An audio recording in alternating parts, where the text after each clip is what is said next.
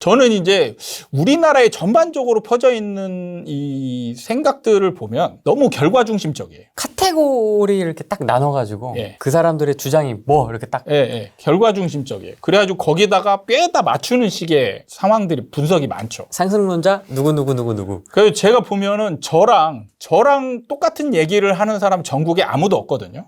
근데 많은 분들이 저랑 이제 하락을 얘기하는 분들하고 비슷하다라고 얘기를 해요. 라땡 뭐 감사 뭐 이렇게 이쪽으로 분류가 돼 있어요. 그러니까 결과중심적인 거죠. 저랑 원인을 갖게 하는 사람은 1도 없어요. 한 명도 없어요. 저는 아직 한 명도 못 봤거든요. 그러니까 저랑 같은 사람은 지금 같은 얘기를 하고 있는 사람은 아무도 없는데 비슷하게 분류를 해요. 결과로만 보고. 그렇죠. 결과중심적이죠. 원인을 봐야 되는데 여러분들은 결과중심적으로 생각한다는 거죠. 뭐 그런 거죠. 썸네일로 그냥 빵 해버리니까 각인 효과. 너 이쪽이야 이렇게 딱 분류해놓고 네네. 영상을 봐버리면 사실 답이 안 나오죠. 그러니까 놓치는 것도 많아요. 그래서 책을 읽을 때도 저는 여러분들한테 이제 정말 많이 다독하라고 그러거든요. 제 책을 회독수를 좀 늘려라. 왜 그러냐면 여러분들이 약간 선입견을 가지고 책을 한번 읽잖아요. 그럼 놓치는 게 많아요. 그리고 해석을 달리하는 것도 많아요. 근데 진짜 얘기하는 거 들어보면 정말 내가 하고자 하는 얘기하고 반대 상황으로 이해하고 있는 분들도 정말 많아요.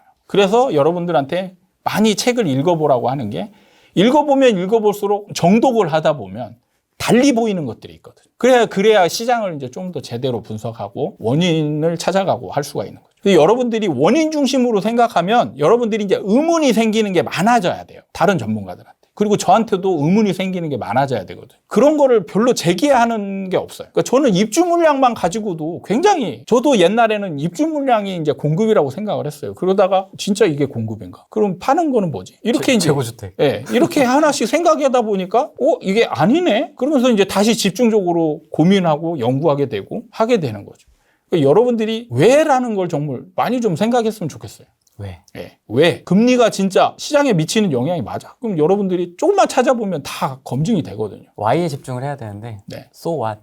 그래서 뭐 어떡하라고. 그렇죠. 그래서 사라고 팔라고 뭐 이거에 집중을 하시죠. 너무 결과중심적이다. 근데 저도 옛날에는 사실 그랬어요. 제가 주식 투자할 때도 공부하다가 이제 투자를 병행하잖아요. 그럼 좀 버는 거죠. 그러면은 이게 하찮게 여겨지는 거예요. 나 공부 안 해도 나 충분히 벌 수 있네. 근데 부동산도 사실 마찬가지죠. 공부 안 해도 버는 분들 많아요. 오히려 모르는 분이 더 많이 벌기도 합니다. 책 한 권 안 보고도 이렇게 턱턱 사시고도 네. 버시는 분들 많아요.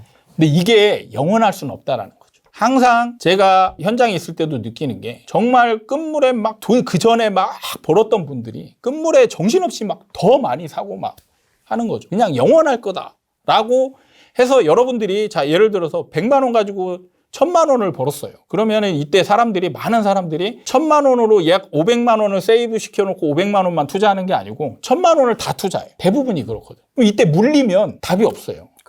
남는 게 없어요, 다시. 그래서 이런 부분에 있어서 조심해야 될 때 이제 상승장 끝물에서는 좀 리스크 관리를 해야 되는데 다 올인해 있어요. 그래가지고 제가 현장에 있을 때 많이 본 게 뭐냐면 비자발적 다주택자들이 정말 많더라. 원하지 않다. 그러니까 제가 정부에 대해서도 잘 이해하라고 하는 부분, 강조하는 게 뭐냐면 정부는 어떤 현상이 되면 정부는 규제를 누가 됐던 이런 비슷한 규제를 내게 돼 있어요. 그럼 지금 양도세 때문에 물려있는 분들 있잖아요. 이분들은 정부에 대해서 이해를 못하고 있는 거예요, 실제로. 이해하고 있었으면, 이때쯤이면 진짜 과하게 양도세 규제를 때릴 수 있겠구나. 그럼 나는 좀 빨리 정리를 해야지. 이때 오르는 것보다 계산을 해봐야죠. 이게 얼마 올라갔을 때 나는 양도세 내고 얼마가 남고. 그러면 아니면 안 갖고 내가 그냥 일찍 팔았을 때 양도세 내고 이렇게 계산해보면 비과세 받는 거는 굉장히 유리하잖아요. 그럼 이런 것들을 어떻게든 조정해가지고 만들어 볼 필요가 있고. 그렇게 이제 해야 되는데 정부를 이해하지 못하는 분들은 이게 뭐 상황이 되면 바뀔 거야 라고 이제 이렇게 생각을 하는 거죠. 그러면서 버티기만 하고.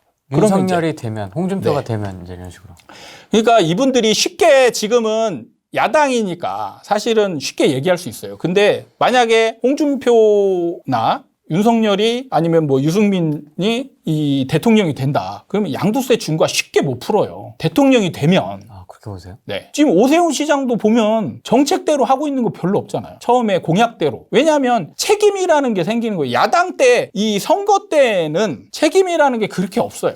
그래서 여러분들이 좋아할 만한 얘기를 많이 할 수 있어요. 근데 이 정부가 되면 책임이라는 게 생깁니다. 책임. 그게 책임이 생기면 이걸 고려하지 않을 수 없어요. 그러면은 시장 상황이 어떻게 변할지 본인만의 생각으로 결정할 수는 없거든요. 그럼 밑에 사람들 얘기를 다 들어보고 이거는 시장 상황이 이렇게 될 것 같습니다. 라고 하면은 쉽게 못 하는 거죠. 정부 이게 정책을 한번 쓰면 되돌리는 게 쉽지가 않잖아요. 그러면 신중하게 되는 거예요. 그래서 정부는 정책을 쉽게 바꾸는 거를 막 하지 못해요. 그러니까 부작용이나 이런 걸 다 고려해봐가지고 정책을 내게끔 돼 있어요. 그래가지고 여기서 만약에 딱 뒤집어 엎었는데 난리 났어. 그럼 어떻게 할 거야? 양도세 준 거 딱 풀었어요. 떨어질 거라고 예상을 했는데 더 막 상승하고 폭등 상황이 벌어져. 그럼 어떻게 될 거야?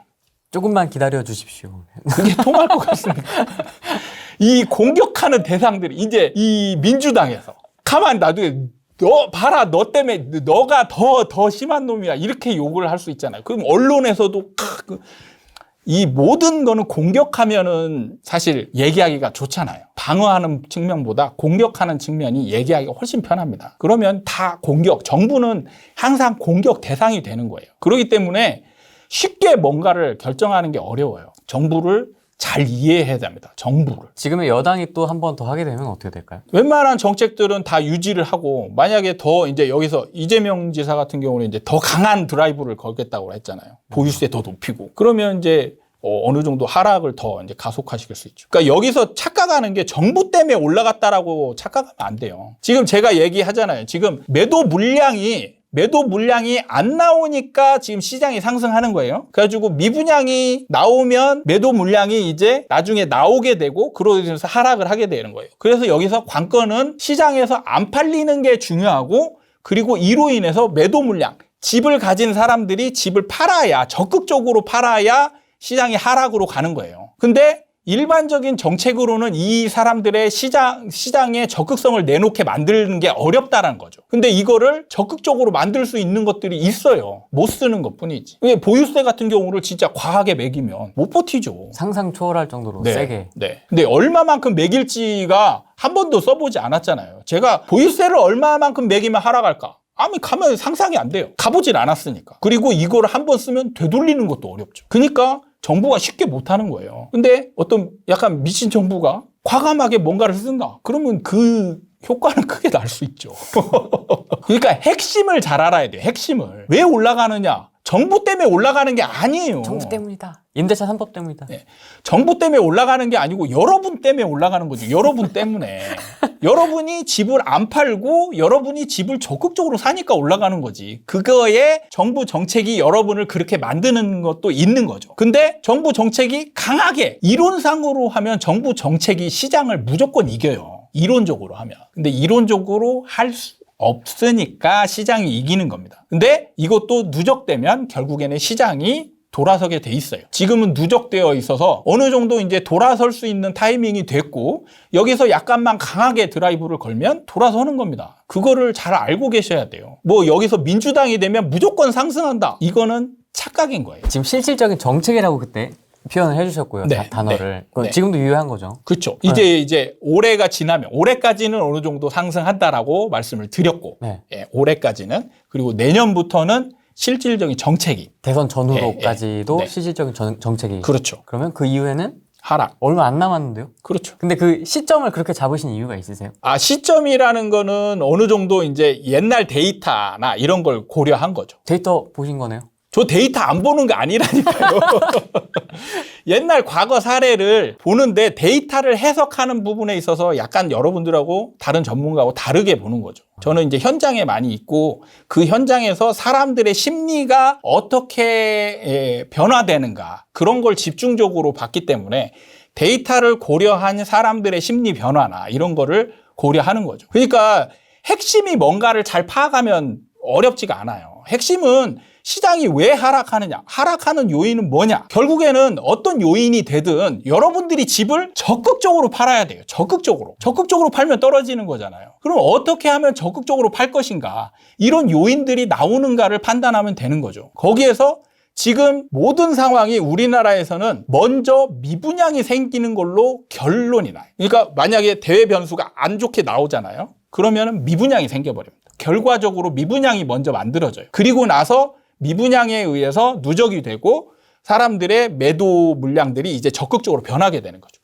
그래서 미분양이 나오는 시점이 언제냐. 이걸 이제 어느 정도 데이터나 이런 걸 가지고 분석을 하는 거죠. 그러니까 지금 미분양이 나오는 시점이 언제일 거냐. 그리고 이제 핵심 지역에 미분양에 영향이 크게 미치는 지역 시점이 언제일 거냐. 이런 걸 예상을 했을 때 지금 정체기로 가게 되면 매수자들이 이렇게 심하게 이제 살 수 없는 상황이 되고 정부의 정책의 누적 효과 때문에 이제 매수자들이 이제 사려고 하는 의지 이런 것들이 약해지고 분양시장의 청약 경쟁률이라고 하죠. 이 청약 경쟁률이 지금은 아직 높지만 이 흐름이 중요한 거죠. 올라가는 추세냐 내려가는 추세냐. 근데 지금 청약 경쟁률이 내려가는 추세예요. 그러면 이게 점점 내려간다면 어느 시점에 이제 미분양이 날 거냐. 그게 대략적으로 지금 내년, 내후년 정도 되면 이제 빠르면 내년에도 나올 수도 있고 늦으면 내후년 정도면 이제 미분양들이 나온다. 그러면 이때부터 이제 미분양이 바로 나온다고 하락은 아니거든요. 그러니까 미분양이 좀 누적이 되어야 이제 사람들이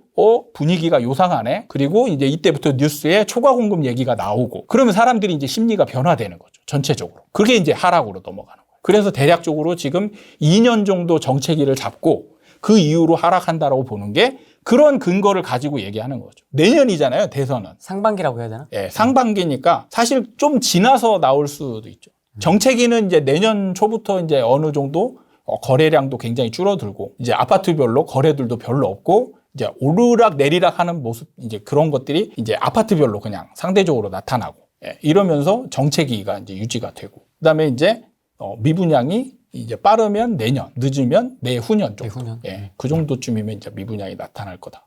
이렇게 보는 거죠. 그러면 그 미분양이 본격화되면서 쌓이기 시작하면 네.